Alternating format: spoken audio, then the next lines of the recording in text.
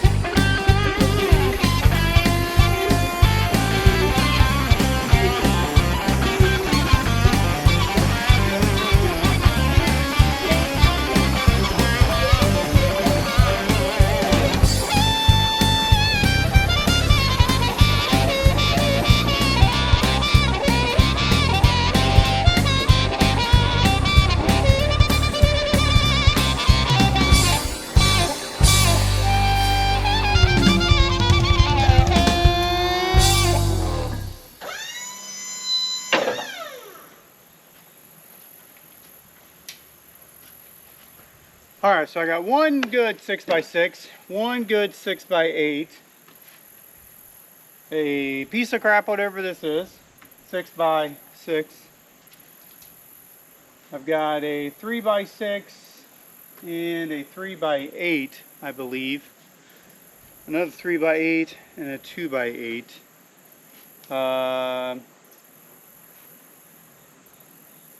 Okay. Less than ideal. I was hoping to get like 4 6x8s out of it, but I'm sure we'll have use for it when we're putting the building together. So.